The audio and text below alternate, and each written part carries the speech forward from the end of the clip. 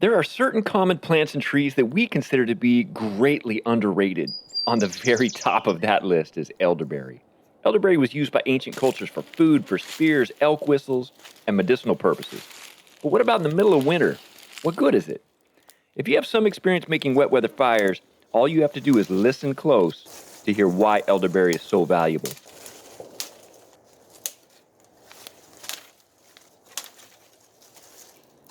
Those snaps and cracks you hear represent one of the few varieties of trees in this environment that has the ability to get completely soaked by the rain and then quickly air dry the same day to be usable, even optimal for kindling.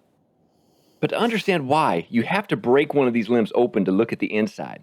At first glance, it might not look like anything special, but elderberry has a light, spongy, quick-drying inner pith that makes up most of the substance of these branches. Also, in many of the cases, the limbs are going to be mostly hollow.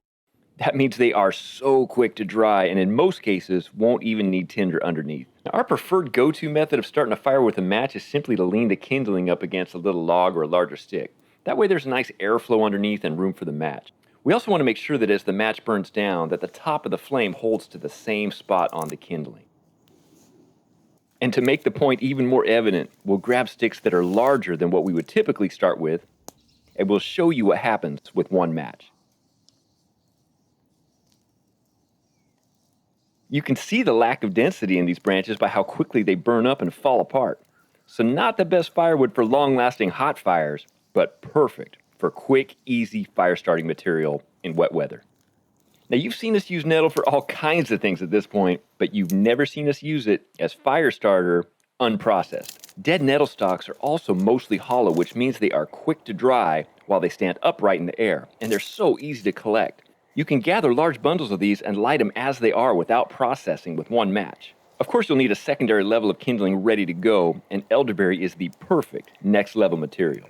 Nettle and elderberry often grow right by each other, and they are a dynamic duo when it comes to making fire in wet weather.